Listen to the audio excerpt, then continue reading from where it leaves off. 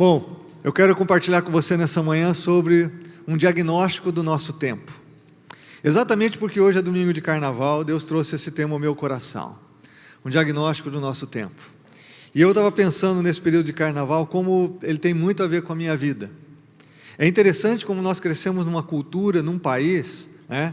Então, por muitos, o carnaval é visto como uma festa cultural, uma expressão cultural do nosso país. Como isso faz parte do cotidiano da nossa vida. Então, quando eu digo da nossa vida, principalmente daqueles que não compreendem, né, ao quanto a festa do carnaval, ela está em desarmonia com o Evangelho e com o propósito de Deus na vida das pessoas. Mas eu comecei a me lembrar que quando eu tinha 6 ou 7 anos, naquela época não havia muita fotografia, mas tem uma fotografia na casa dos meus pais, eu tomando uma Coca-Cola de costas com o meu irmão, eu com a camisa do Flamengo, né? Ele com a camisa do Fluminense, o único cara em toda a cidade de Maringá que torcia para o Fluminense, né? Nós desde pequenininho, eu Fla, ele Flu, né? Já a rivalidade entre irmãos, né? Então, desde pequeno, ainda bem que eu escolhi o melhor, né, irmãos? Ele ficou com o pior, né? Mas é o seguinte, a gente tomando um refrigerante, sentado numa cadeira de um clube em Maringá, Clube Olímpico de Maringá, e ali tem uma foto, né? Com outras fotos, minha mãe vestida, minha mãe hoje está com 71, 72 anos, ali vestida, bem jovem, um colã bem colado no corpo, né, uma bermuda bem justa, e aquilo como se fosse uma cultura que a gente é inserido quanto criança. E eu me lembro dessa foto porque o carnaval naquela época tinha um significado de pureza. Era quando a gente ia para cantar, para pular, para se divertir com os amigos, os pais levando os filhos numa matinê de carnaval, né? E ao ver aquela foto, eu pude me lembrar que não havia nenhuma impureza no meu coração. Eu não entendia exatamente o que eu estava fazendo lá naquela festa de carnaval, porque as pessoas estavam fazendo o que faziam. Eu estava simplesmente seguindo os meus pais, tomando um refrigerante e vendo a galera pular no salão de baile, né? Agora, a partir dali, aquilo começa a fazer parte da cultura também da família. Então, todos os anos, a gente como família ia pular carnaval, até que chega um momento da adolescência em que a gente não anda mais com os pais. E aí eu ia sozinho. É claro que não sozinho, porque eu ia com um monte de amigos, ia sem os pais, né? Mas ali já não tinha mais pureza no coração. Naquela fase da adolescência, onde a gente descobre as meninas, que a gente é diferente das meninas, e agora a gente não quer brigar, a gente quer se aproximar das meninas, né? Você já viveu essa fase? Então aí não é mais uma fase de pureza, é uma fase de impureza no coração. Porque aí o carnaval não passou a ser simplesmente uma questão cultural que envolvia a família, um hábito que se desenvolve ali pela cultura do próprio país, mas aí o carnaval passa a ser uma oportunidade, de pegar as meninas, uma oportunidade de estar próximo do corpo das meninas no meio da festa, uma oportunidade de chegar muito próximo das meninas. E à medida que os anos iam passando, a impureza crescia no coração. E o carnaval era visto cada vez mais como uma oportunidade de libertinagem, de pecado, né, de defraudar as meninas que ali estavam. Então, ainda mais quando a gente estava num grupo de 5, 6, 7, 8 meninos, né, você entra no bololô e ali você faz coisas que eu não quero nem mencionar aqui. Você faz coisas muito erradas, principalmente pensando na questão da sexualidade. E isso foi até os 17 anos, quando todos os anos eu ia para aquele clube, outros lugares para pular carnaval. Uma vez, inclusive, eu fui preso, né? Porque meus pais já não eram mais sócios do clube, mas eu usava uma carteirinha antiga, que tinha minha foto de criança. Chegava lá com 16, 17 anos com a foto de criança para passar na portaria. E um dia os caras descobriram, me pararam, me prenderam, me levaram para a sala do presidente do clube, e ele me deu um paredão ali, falou que ia chamar a polícia, se eu não contasse o que estava acontecendo, porque a carteirinha do meu irmão já estava na mão de outro cara que tinha sido preso também. E aí o negócio, tive que explicar que eu era sócio, mas era muito tempo, né? E fiz ali uma explicação que eu não tinha o que explicar, e ele me mandou embora, ele disse que eu não ia entrar nem pagando mais naquele clube, né? Passou uma meia hora, um amigo conversou com o porteiro, ele deixou a gente entrar de novo. Então, as coisas no Brasil se resolvem bem com uma conversa, né, irmãos? Aí eu me lembro que quando estava para 17, para 18 anos, eu recebi um convite inusitado.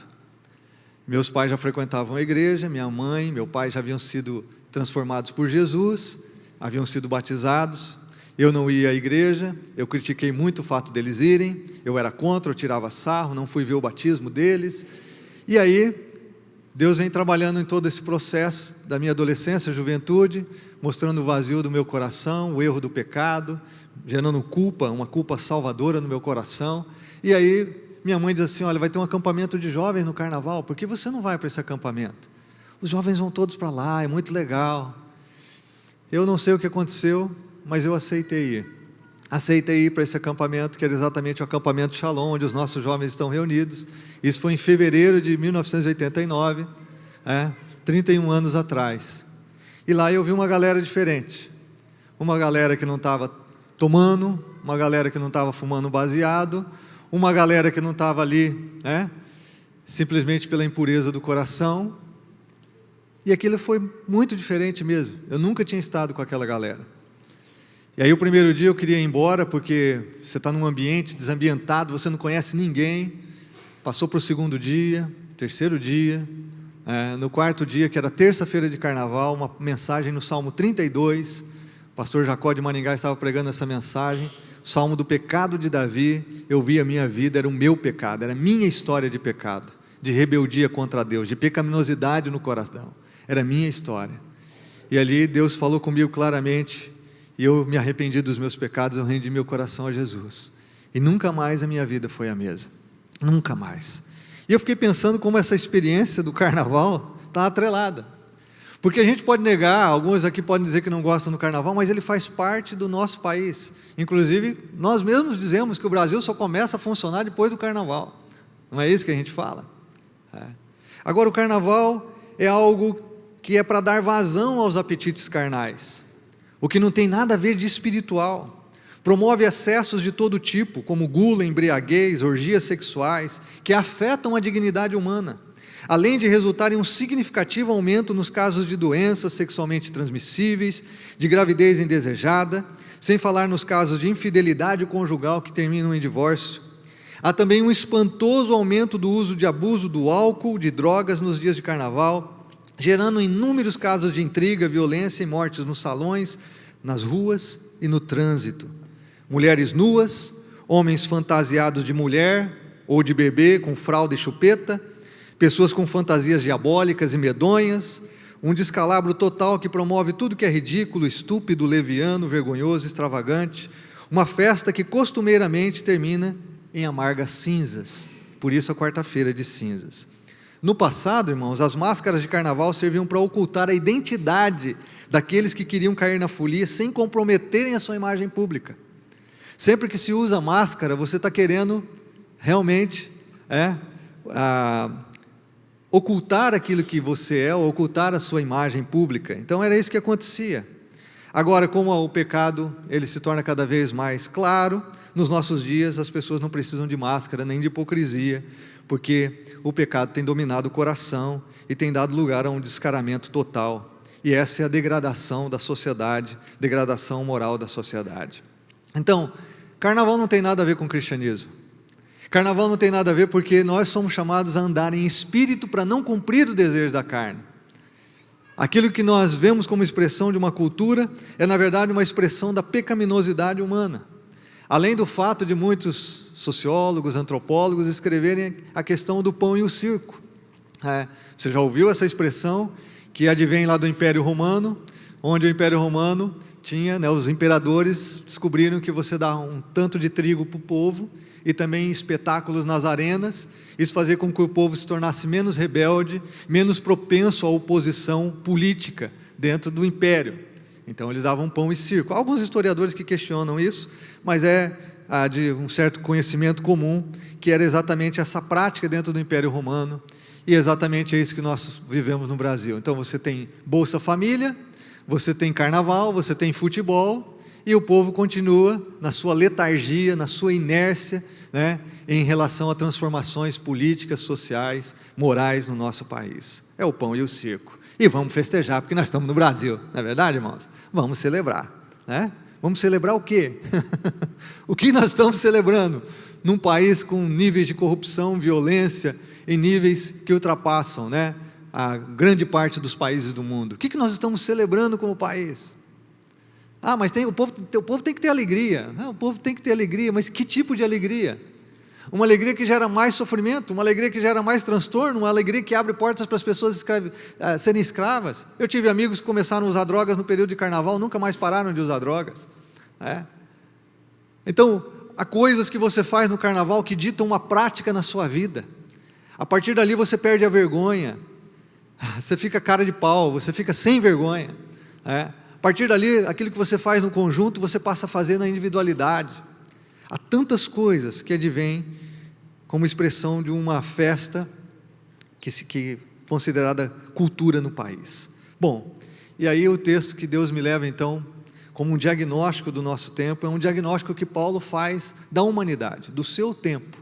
E nós lendo esse texto, vamos ver que ele continua extremamente atual, parece que nós estamos lendo exatamente uma carta recebida do apóstolo Paulo nos dias de hoje. Eu queria pedir que você abrisse sua Bíblia em Romanos capítulo 1, eu quero ler com você a partir do verso 16. Romanos capítulo 1, a partir do verso 16. O apóstolo Paulo escreve sua carta, considerado pelos teólogos realmente a maior expressão da teologia paulina, e nós podemos aqui ter realmente um diagnóstico, daquilo que é a sociedade humana. O apóstolo Paulo diz a partir do verso 16: não me envergonho do Evangelho. Acompanhe comigo a leitura na projeção na sua Bíblia. Não me envergonho do Evangelho, porque é o poder de Deus para a salvação de todo aquele que crê, primeiro do judeu, depois do grego, porque no Evangelho é revelada a justiça de Deus, uma justiça que do princípio ao fim é pela fé, como está escrito: o justo viverá pela fé. Portanto, a ira de Deus é revelada do céu contra toda a impiedade e injustiça dos homens, que suprimem a verdade pela injustiça. Pois o que de Deus se pode conhecer é manifesto entre eles, porque Deus lhes manifestou. Pois desde a criação do mundo, os atributos invisíveis de Deus, seu eterno poder e sua natureza divina, têm sido vistos claramente, sendo compreendidos por meio das coisas criadas, de forma que tais homens são indesculpáveis, porque tendo conhecido a Deus, não o glorificaram como Deus, nem lhe renderam graças, mas os seus pensamentos tornaram-se fúteis, e os seus corações insensatos se obscureceram. Dizendo-se sábios, tornaram-se loucos, e trocaram a glória do Deus imortal por imagens feitas segundo a semelhança do homem mortal, bem como de pássaros, quadrúpedes e répteis. Por isso Deus os entregou à impureza sexual, segundo os desejos pecaminosos dos seus corações, para a degradação dos seus corpos entre si. Trocaram a verdade de Deus pela mentira, e adoraram e serviram a coisas e seres criados em lugar do Criador, que é bendito para sempre. Amém. Por causa disso, Deus os entregou a paixões vergonhosas, até suas mulheres trocaram suas relações sexuais naturais por outras, contrárias à natureza. Da mesma forma, os homens também abandonaram as relações naturais com as mulheres e se inflamaram de paixão uns pelos outros. Começaram a cometer atos indecentes, homens com homens, e receberam em si mesmos o castigo merecido pela sua perversão. Além do mais, visto que desprezaram o conhecimento de Deus, Ele os entregou a uma disposição mental reprovável para praticarem o que não deviam. Tornaram-se cheios de toda sorte de injustiça, maldade, ganância e depravação. Estão cheios de inveja, homicídio, rivalidades, engano e malícia. São bisbilhoteiros, caluniadores, inimigos de Deus, insolentes, arrogantes e presunçosos. Inventam maneiras de praticar o mal, desobedecem a seus pais, são insensatos, desleais, sem amor pela família, implacáveis. Embora conheçam o justo decreto de Deus, de que as pessoas que praticam tais coisas merecem a morte, não somente continuam a praticá-las, mas também aprovam aqueles que as praticam. Você identificou alguns pontos desse texto com a nossa geração? Essa é a geração de Paulo, essa é a geração pós-apóstolo Paulo, é a geração da Idade Média, essa é a raça humana. O que Paulo faz aqui, na sua carta aos Romanos, é um diagnóstico da sociedade, da humanidade. Depois, no capítulo 2, ele vai expressar que assim como a humanidade sem Deus não é salva, né, por causa da sua pecaminosidade, também o povo judeu não é salvo por causa da lei, porque a lei também não pode salvar. E a lei faz pessoas soberbas que acabam só julgando aqueles que praticam e vivem no pecado. Então, ao resumo de Paulo, nós vamos ver em Romanos capítulo 3, verso 23, que todos pecaram e destituídos estão da glória de Deus. Todo ser humano é pecador. Não importa se religioso ou não, todo ser humano é pecador, porque o pecado habita o coração humano. Nós nascemos com a natureza pecaminosa, a inclinação para o pecado. Mas Paulo faz esse diagnóstico muito próprio da cultura do Império Romano em que ele vivia, e muito próprio da nossa cultura, porque exatamente expressa a pecaminosidade do ser humano. Ele nos leva a pensar aqui para apresentar aquilo que ele acha que é o mais importante que a igreja precisa saber, que é o mais importante em que as pessoas precisam compreender. Ele faz aqui esse relato da sua cultura, da sua época, para apresentar o tema central de toda essa carta aos romanos, à igreja em Roma. O tema central é a justiça de Deus que é revelada no Evangelho do Senhor Jesus Cristo. A justiça de Deus revelada no Evangelho do Senhor Jesus Cristo. Então quero voltar aqui com você no verso 16, quando Paulo diz assim: não me envergonho do Evangelho. O Evangelho, Deus estava em Cristo reconciliando consigo mesmo o mundo, não imputando aos homens os seus pecados, e enviou Jesus para se fazer justiça. Ele se tornou justiça em nosso lugar. Paulo diz assim: eu não me envergonho do Evangelho, as boas novas, porque é o poder de Deus para a salvação de todo aquele que crê, primeiro do judeu e depois do grego. Essa ordem que também Jesus apresentou nos Evangelhos. Vem primeiro para os judeus, depois para o grego, significando as demais nações, porque no Evangelho é revelada a justiça de Deus, a justiça que do princípio ao fim é pela fé, como está escrito: o justo viverá pela fé. Então o que nós vemos aqui é que Paulo faz esse relato porque ele quer apresentar o tema central da sua carta, que é a justiça de Deus. Ele cita o texto de Abacuque 2,4: o justo viverá pela fé.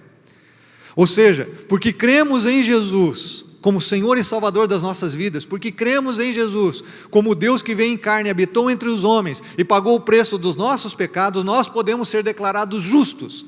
Não há nada em nós mesmos que nos faça justos diante de Deus. Não há esforço humano, não há religiosidade humana, não há dedicação humana, não há mérito nenhum em nós que poderia nos fazer justos diante de Deus devido ao nosso nível de pecaminosidade.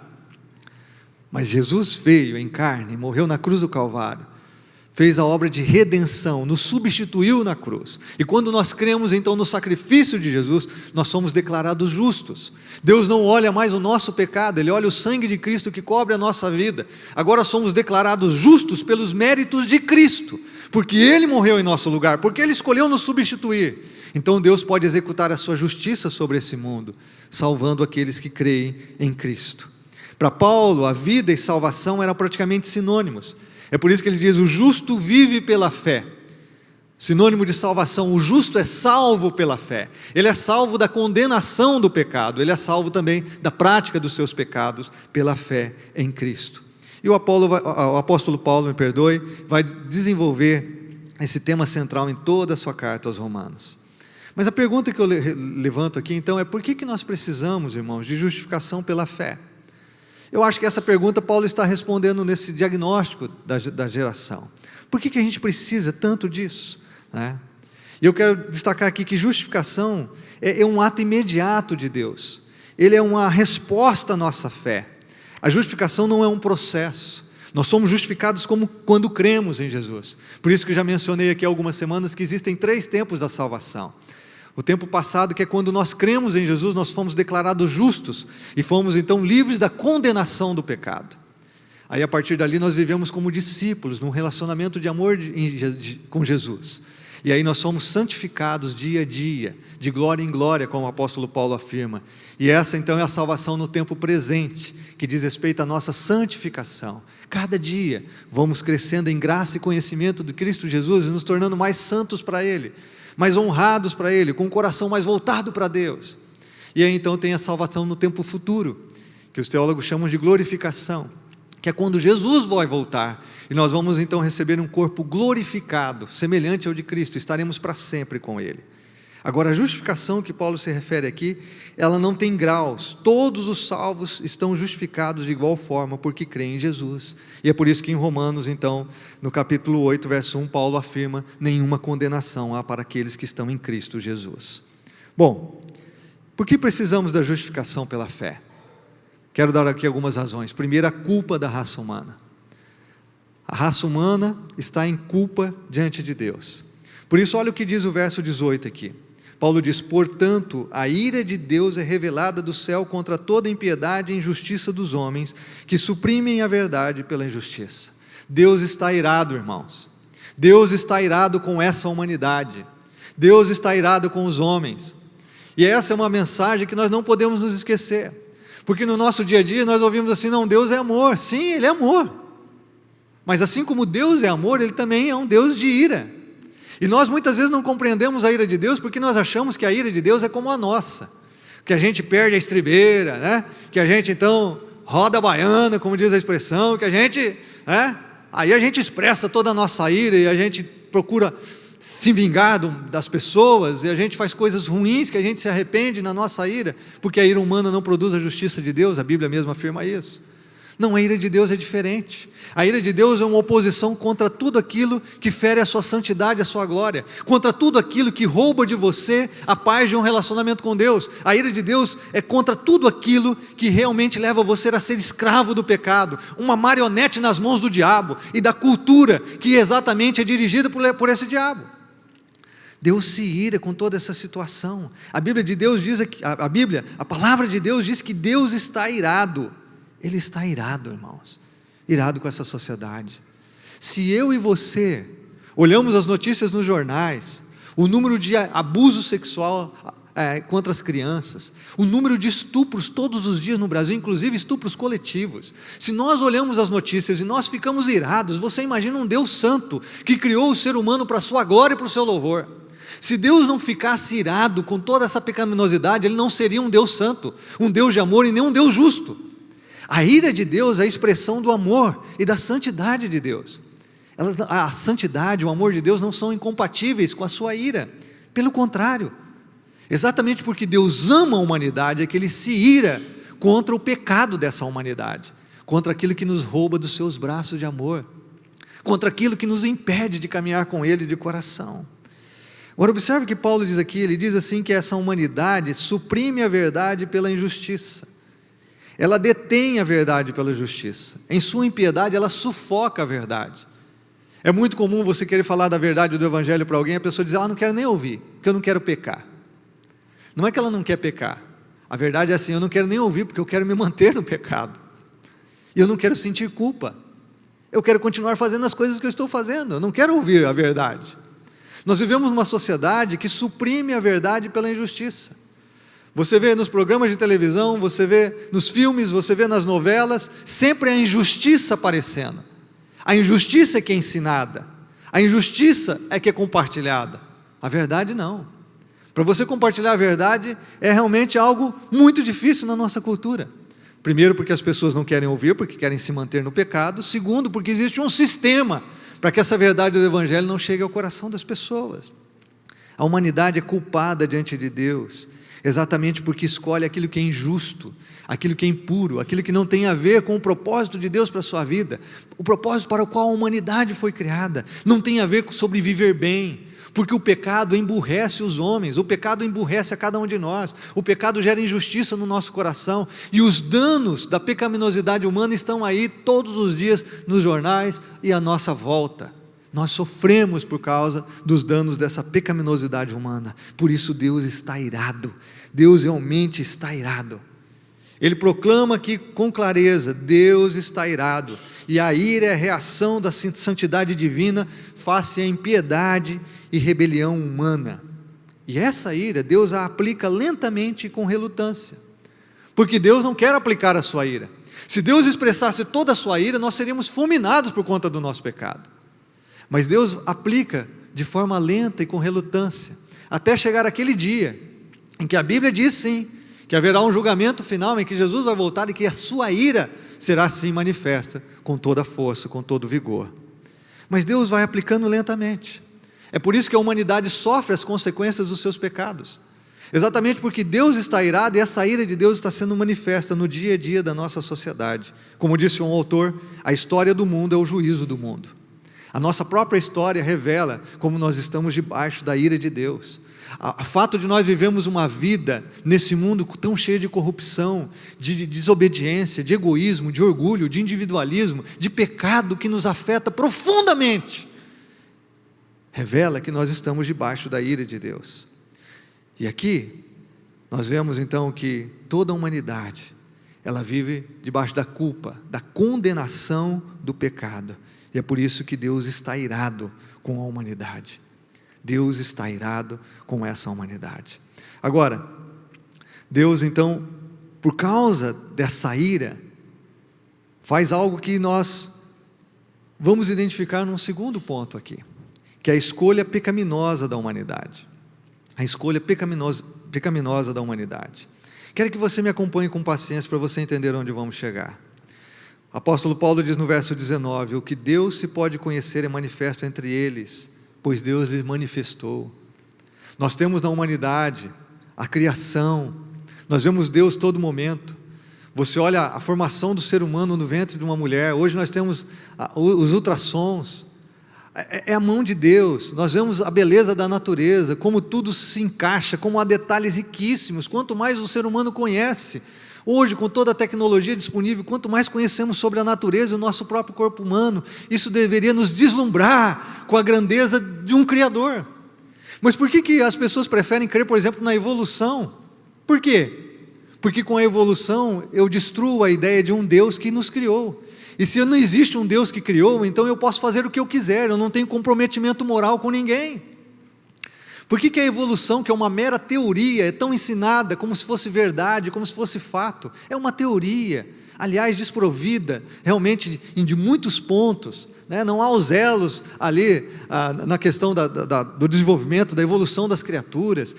Tão fraco o argumento da evolução, mas por que é ensinado como se fosse ciência, como se fosse verdade? Porque quando a gente elimina a ideia de um Deus que nos criou, nós não temos comprometimento moral com ninguém, nós podemos viver a nossa própria vida, nós podemos ser deuses da nossa própria existência, e nós podemos fazer o que a gente quer. Paulo diz aqui, Deus manifestou, pois desde a criação do mundo, os atributos invisíveis de Deus, seu eterno poder, sua natureza divina, têm sido vistos claramente, sendo compreendidos por meio das coisas criadas, de forma que tais homens são indesculpáveis. Às vezes a gente diz assim, mas aquele que não ouviu o Evangelho, como que ele poderia ter conhecido Deus? Sim, o ser humano tem a consciência que a imagem de Deus dentro de si, e o ser humano tem a expressão de Deus em toda a obra criada. Ele pode conhecer Deus através da sua criação. E aí Paulo diz assim, porque tendo conhecido a Deus, não o glorificaram como Deus, não lhe renderam graças, seus pensamentos tornaram-se fúteis, e os seus corações insensatos se obscureceram. Quando nós nos afastamos do Deus que nos criou, nós nos tornamos fúteis, insensatos. É por isso que a humanidade caminha envolvida em tanta futilidade, em tanta leviandade, em tantas coisas que não trazem nenhum bem a ela. Nós gastamos tempo e energia, tão preciosos para nós, em coisas que não trazem nenhum retorno, em coisas que não cooperam, primeiro para o propósito de Deus na nossa vida e para o nosso próprio bem. Não glorificaram a Deus, dizendo-se sábios, tornaram-se loucos. O relato de Paulo aqui é o seguinte, não é que eles se tornaram menos intelectuais, menos inteligentes, mas loucos por causa da obscuridade do pecado, a cegueira que o pecado gera. Irmãos, eu estava vendo uma reportagem, juízes, promotores, advogados, gente da alta sociedade que se reúne, né, para fazer coisas terríveis, em clubes, né, de orgia, de nudismo. Não é gente que não pensa, é gente que pensa, né? Há um tempo atrás teve uma reportagem desse tipo de cidadão no país, que é da elite do país, que se reuniam para matar onças, né, com centenas e centenas, um hábito completamente ruim, pessoas com uma intelectualidade elevada, mas que usam para coisas fúteis, porque o pecado obscurece a mente humana, não glorificam a Deus, se tornam loucos. E aí nós vamos encontrar que nas expressões de pecaminosidade na nossa sociedade, há pessoas tão inteligentes que fazem as coisas mais imorais. E Paulo diz aqui, trocaram a glória de Deus imortal por imagens. E aí ele fala aqui da idolatria. Bom, quero dizer aqui para você que a ira de Deus é contra tudo isso que estraga a humanidade, estraga o coração do homem. E Paulo diz aqui que as ideias errôneas sobre Deus não aparecem assim, inocentemente. As ideias errôneas sobre Deus aparecem exatamente por causa de que o ser humano fecha a mente para Deus. Por que o ser humano começa a adorar uma cachoeira, o sol, a lua, um animal, como o povo de Israel lá em Êxodo 32, que adorou o bezerro de ouro, como tantas culturas da mesma forma no nosso mundo hoje, como nós que adoramos, um clube, adoramos um carro, adoramos nossa profissão, nossa carreira, adoramos a nós mesmos, adoramos o nosso corpo físico. Por que o ser humano sempre cria um ídolo? Porque assim, ao criar um ídolo, eu fujo da ideia do Deus verdadeiro. Eu fujo do comprometimento que a existência de um Deus verdadeiro demanda de mim, exige de mim.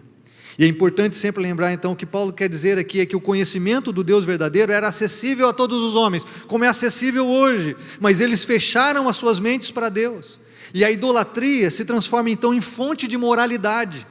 O ser humano cria ídolos para continuar sendo Deus da sua própria vida, e a expressão disso vai cair exatamente no âmbito, na área da sexualidade. A idolatria gera imoralidade. Quando Deus não é o Deus do nosso coração, sermos os deuses da nossa própria vida, ou criarmos qualquer outro Deus, vai nos levar a um nível muito baixo de imoralidade. Tornaram-se loucos.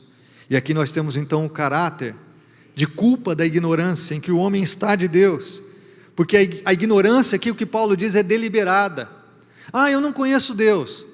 Nós não conhecemos a Deus porque a ignorância é a minha vontade, é deliberada da minha parte. Eu estou escolhendo não conhecer Deus, porque Ele se revelou a toda a humanidade. Eu estou escolhendo viver o meu próprio caminho. Eu estou escolhendo ser Deus da minha própria vida. Eu estou escolhendo fazer minha própria vontade. A ignorância não é por falta de revelação de Deus. A ignorância é por causa do endurecimento do meu coração em rejeitar Deus. Você entende isso? As pessoas não estão na sua pecaminosidade porque Deus não se revelou a elas. As pessoas estão em sua pecaminosidade porque escolheram deliberadamente ignorar Deus e estarem numa condição de ignorância de quem Ele é e do seu Evangelho. E aí nós chegamos então no terceiro ponto, que é o resultado trágico do pecado. Resultado trágico do pecado. Eu faço questão de ler novamente esse texto com você. Leia com atenção mais uma vez. Por isso Deus os entregou. Você vai ver essa expressão no verso 24, você vai ver essa expressão no verso 26, e você vai ver essa expressão no verso 28. Deus os entregou.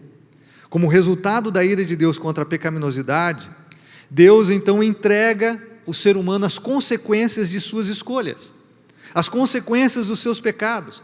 A ideia aqui é como se Deus tirasse então as rédeas, Deus tirasse as cordas que estão segurando o ser humano de não pecar desvairadamente contra si mesmo e contra o seu próximo. Deus lança a mão, Deus tira a mão que está segurando a humanidade e deixa a humanidade rolar, deixa a humanidade seguir o seu curso, deixa a humanidade seguir o desejo do próprio coração. Por 3 vezes Paulo diz assim: Deus entregou. Deus entregou. A ira de Deus leva então Deus a tirar aquilo que limita o ser humano na sua pecaminosidade. Quero seguir o texto. Deus os entregou à impureza sexual, segundo os desejos pecaminosos dos seus corações, para a degradação dos seus corpos entre si. A humanidade sempre esteve envolvida em pecados de imoralidade sexual, sempre. Talvez nós digamos assim: puxa, mas nesse tempo é pior. O Império Romano era terrível, a Idade Média era terrível, mas é verdade que aquilo que o Evangelho diz, que por se multiplicar a iniquidade, o amor de muitos se esfriaria. É verdade que muitos estudiosos pensam que a volta de Jesus é iminente, porque a sociedade não aguenta tanto pecado e tanta imoralidade que destrói as pessoas, a família e a sociedade. Deus diz aqui: eles trocaram a verdade de Deus pela mentira. Irmãos, olha essa frase, o ser humano troca a verdade de Deus pela mentira. Por isso que ser honesto é uma burrice. Você vê como que a sociedade valoriza aquilo que é errado, em detrimento do que é certo. Eles escolhem a mentira. Ser corrupto é que é legal. Ser desonesto é que você é sabido, é inteligente. A sociedade escolhe, troca aquilo que é a verdade de Deus. Você ser fiel ao seu cônjuge, puxa, isso é caretice, isso é uma coisa antiquada, isso não existe mais. Você se manter virgem para um casamento, para um relacionamento sexual dentro de um casamento, isso é uma coisa de outro planeta, você é um ET, você não existe. Troca a verdade pela mentira. Isaías diz em Isaías capítulo 5, verso 20, ai daqueles que chamam o mal bem e o bem mal, o amargo doce e o doce amargo, ai daqueles que fazem isso, mas é a sociedade. Adoram e servem as coisas e seres criados em lugar do Criador. Ao invés de adorarmos o Deus que nos criou para a sua glória, que criou todo esse universo, que criou o planeta, que criou tudo que conhecemos, nós adoramos a nós mesmos, adoramos aquilo que nós criamos. Olha a loucura em que nós chegamos. Mais uma vez no verso 26, Paulo diz, por causa disso Deus os entregou a paixões vergonhosas, até as suas mulheres trocaram suas relações sexuais naturais por outras contrárias à natureza. Da mesma forma os homens também abandonaram as relações naturais com as mulheres e se inflamaram de paixão uns pelos outros. Começaram a cometer atos indecentes, homens com homens, receberam em si mesmos o castigo merecido pela sua perversão. Além do mais, verso 28, visto que desprezaram o conhecimento de Deus, Ele os entregou a uma disposição mental reprovável para praticarem o que não deviam. 3 vezes Deus entregou, Deus deu de mão. Vocês querem seguir o pecado, vocês querem ignorar a verdade, vocês querem me ignorar como Deus Criador, então sigam a vida de vocês, eu vou deixar vocês seguirem o desejo do seu pecado. E aí nós entramos num tema muito pertinente nesse momento da nossa sociedade, mas muito difícil de tratar, que é a homossexualidade. Não adianta nós criarmos igrejas para homossexuais, não adianta nós dizermos que nós então devemos ter tolerância com tudo e o respeito, e sendo que nós estamos numa agenda LGBT e mais umas 2, 3 letras que já colocaram depois. Nós estamos numa agenda LGBT, uma cultura LGBT, porque o homossexualismo é incentivado, é motivado, é ensinado. Estava conversando com um casal da igreja, em que a filha foi se apresentar num curso de psicologia numa das faculdades aqui de Londrina, de 42 alunos. Quando as meninas começaram a se apresentar, a primeira delas falou, eu sou bissexual. A partir dali, de 42 alunos, com mais de 30 e poucas meninas que estavam naquela sala, somente 3 não falaram que eram bissexuais. Por quê? Porque você tem que estar na moda. Nem se você não for, você tem que falar que você é, porque você tem que seguir a moda, é a cultura. As pessoas, qual o sentido de eu me apresentar numa sala de aula e afirmar com clareza que eu sou bissexual ou homossexual? É porque nós estamos numa agenda, a nossa cultura é assim. Nossas crianças e adolescentes, elas crescem numa atmosfera onde a homossexualidade é incentivada, é motivada, é ensinada como algo certo. Olha, nós podemos criar todos os tipos de família. Existem hoje 8 perante a lei do país, alguns já chegam a 12, e já chegaram autores a dizer que existem mais de 20 tipos de família. A Bíblia e Deus afirma que existe um tipo de família, homem e mulher, que têm relações sexuais, num relacionamento de amor e compromisso, e por isso geram filhos dentro de um ambiente de compromisso, de amor e de segurança emocional, onde esses filhos vão se desenvolver e crescer, conhecendo a Deus através do amor dos seus pais e do comprometimento que eles têm um com o outro e com a sua família. É isso que é família. É claro que nós temos as famílias hoje monoparentais, nós temos as famílias que são produto da questão dos divórcios, sim, mas quando nós colocamos assim, não, família, um homem com homem, uma mulher com mulher também é uma família. Isso nunca vai ser família perante a Bíblia, perante o que Deus revela na sua palavra. Sabe qual é o pior, irmãos, na agenda LGBT da nossa cultura? É que não basta a gente dizer que a gente ama, não basta a gente dizer que a gente respeita as pessoas que são homossexuais. A gente ama e a gente respeita, e tem homossexuais aqui na igreja, sem nenhum problema. Nós recebemos no nosso grupo pequeno, um tempo atrás, um casal de lésbicas, foram no nosso grupo pequeno, tratamos com todo respeito, todo carinho, não há problema. O pecado homossexual é o mesmo do pecado heterossexual. Um heterossexual que adultera, que é infiel ao seu casamento, que se prostitui, que está na pornografia, peca da mesma forma com o homossexual. Não há problema nisso. O problema está que nós vivemos numa sociedade hoje que, se você não concorda em relação à homossexualidade como não vista como pecado perante aquilo que Deus apresenta, então nós somos antiquados, nós somos retrógrados e nós somos gente de segunda categoria. Você é alguém que não pensa, porque o homossexualismo hoje é quase um lema de vida. Inteligente, gente de QI elevado, vai realmente aprovar a homossexualidade. Uma coisa é nós amarmos as pessoas que são homossexuais, respeitar essas pessoas. A outra coisa é concordar com a prática homossexual, como também não dá para concordar com a prática heterossexual na área de imoralidade, no sexo fora do casamento. Mesma coisa. Não há diferença do pecado, do meu pecado, para o pecado de alguém que está na prática homossexual. Se eu estou quebrando um princípio da palavra de Deus. A Bíblia diz claramente: as mulheres se inflamaram no seu corpo. É tão triste ver tantas adolescentes e jovens que não são homossexuais, mas são motivadas e são inseridas num contexto homossexual e passam a ter uma prática homossexual por conta daquilo que a cultura tem levado, da forma que a cultura tem apresentado a homossexualidade. É tão triste ver isso também nos meninos. Mas eu acho que as meninas são muito mais influenciadas isso ainda pela cultura. Opinião minha, simplesmente. Quando nós olhamos numa sociedade em que Paulo diz assim, exatamente, que cometem atos indecentes, porque desprezam o conhecimento de Deus, e Deus então os entregou a praticar o que não deviam. Mas não é só isso. Ele diz aqui no verso 29, tornaram-se cheios de toda sorte de injustiça.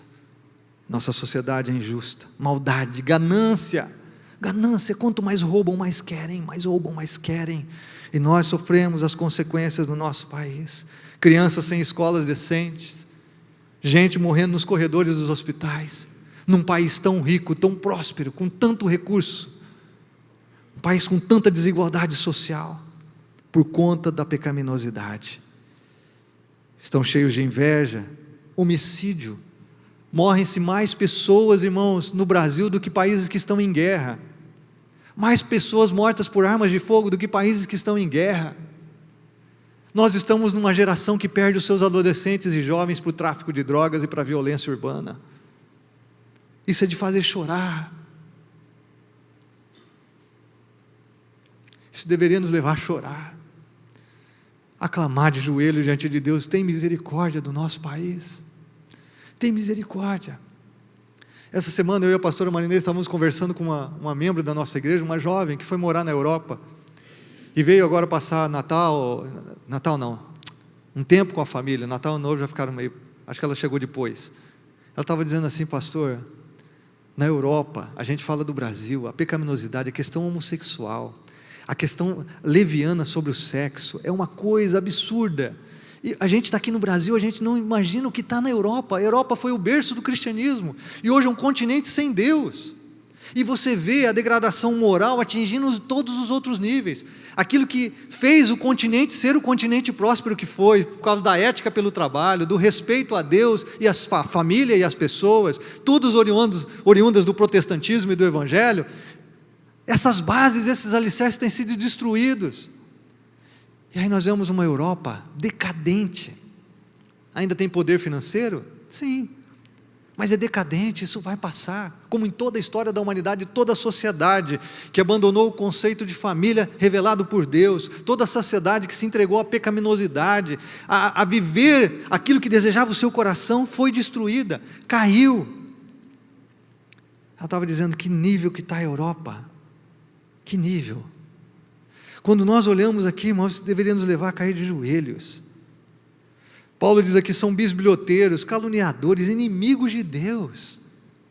Tantos inimigos de Deus, insolentes, arrogantes, presunçosos, inventam maneiras de praticar o mal. É incrível como o ser humano inventa maneira de praticar o mal. A internet tem tantos recursos fascinantes para o conhecimento, facilitou demais a comunicação entre as pessoas. Por outro lado, possibilitou muito mais invenções na prática do pecado e do mal. são seres humanos que desobedecem a seus pais.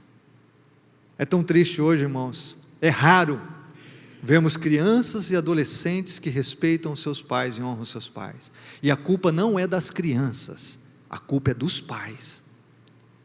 Criança vai aprender aquilo que é ensinado dentro da sua casa. Se tem pais que ensinam, elas vão aprender o que deve ser aprendido.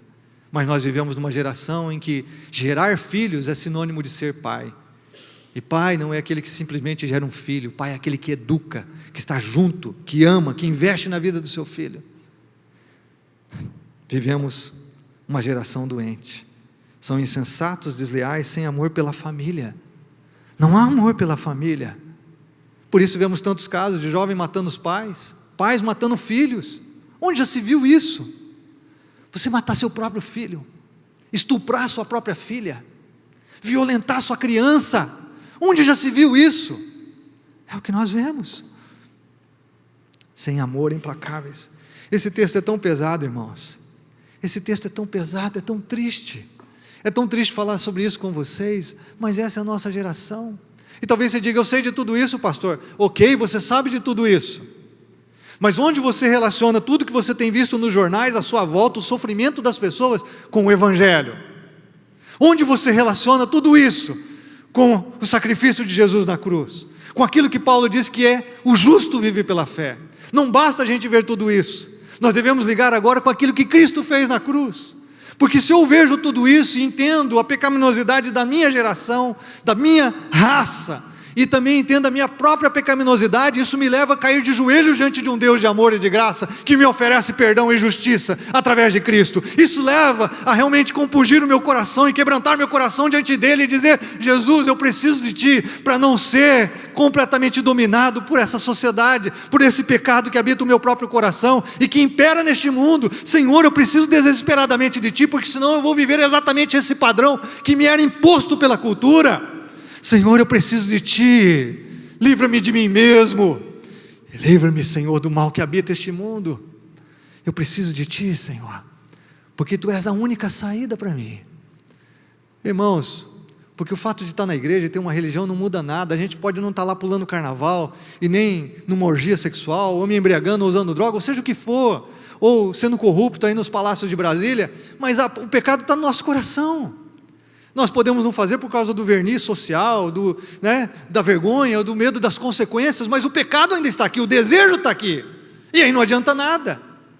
Só Cristo muda o coração, só Cristo muda a gente de dentro para fora, só Cristo dá um novo desejo, novos anseios, uma nova índole, uma nova inclinação, e isso é produto do novo nascimento do Espírito, em que nascemos para o reino dos céus, em que nosso desejo passa a ser agora o desejo de Deus. O anseio que eu tenho no meu coração é ver o reino de Deus nesse mundo, é viver nele, com ele e para ele. É uma vida completamente nova. Por isso nós não pregamos aqui religião, não convidamos você simplesmente para vir à igreja, nós convidamos você para receber Jesus como seu Senhor e Salvador, nós convidamos você para caminhar com Jesus no discipulado, para ser amigo de Deus em Cristo, nós convidamos você para crescer na fé, no conhecimento e na graça do Senhor Jesus, nós convidamos você para viver a vida do Espírito, e como cidadão do reino de Deus nesse mundo, porque aí sim nós vamos ter uma vida diferente, para ser luz para aqueles que ainda estão em trevas, para ser luz para aqueles que estão na mesma condição que nós estávamos anteriormente, antes de conhecermos a Cristo. Esse é o chamado da igreja, esse é o teu chamado, é o meu chamado. Nós não podemos de nenhuma forma permanecer inertes, nós não podemos de nenhuma forma estacionar na nossa fé, nos sentirmos confortáveis diante da salvação em Cristo, que Ele fez por nós na cruz, e esquecermos daqueles que estão escravos do seu próprio coração, escravos do pecado, escravos de uma cultura que os afasta de Deus. Será que você entende isso? Paulo termina o texto dizendo, embora conheçam o justo decreto de Deus, de que as pessoas que praticam tais coisas merecem a morte, porque o salário do pecado é a morte, é a separação de Deus. Não somente continuam a praticá-las, mas também aprovam aqueles que as praticam. E irmão, aqui vai um alerta para todos nós. Às vezes nós não praticamos o pecado, mas nós aprovamos aqueles que estão praticando. Nós aprovamos, nós concordamos. Concordamos.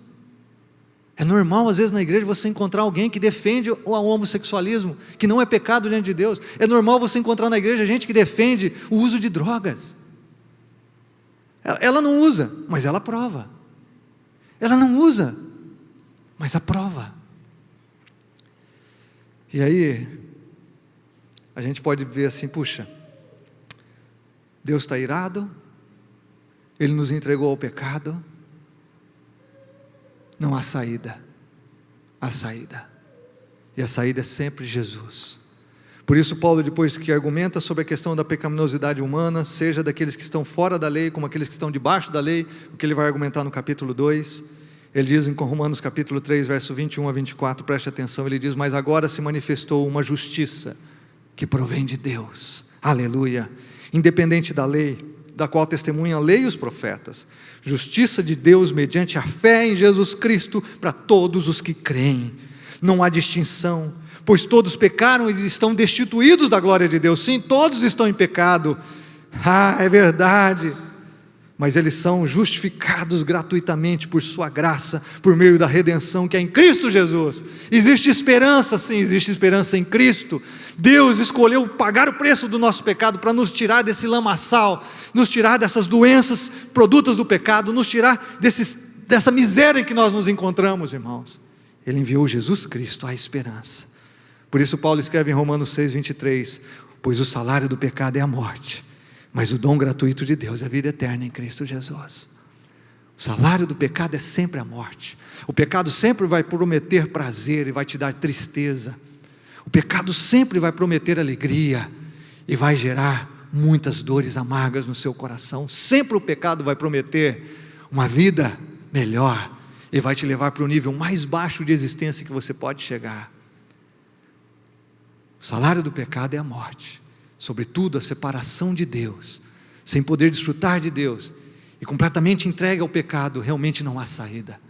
Mas Paulo diz assim: mas o dom gratuito de Deus é a vida eterna em Cristo Jesus nosso Senhor. Aleluia! Jesus veio em carne, pagou o preço dos nossos pecados e nós somos justificados pela fé em Cristo. A graça de Deus nos permite isso, irmãos. Eu quero desafiar você a orar comigo nesse momento. Primeiro, confessando a Deus sua pecaminosidade, confessando a Deus seus pecados, porque quem não confessa pecado não valoriza o perdão que foi oferecido em Cristo Jesus. Quem não reconhece seu pecado não valoriza a graça como ela deve ser valorizada. E então, irmão, confessando o seu pecado, eu quero orar com você, de você se consagrar de tal forma a Deus, que a graça do Senhor vai inundar o seu coração e a sua vida, e vai fazer você um instrumento dessa graça na nossa geração, porque onde abundou o pecado, superabundou a graça. Fecha seus olhos. Senhor,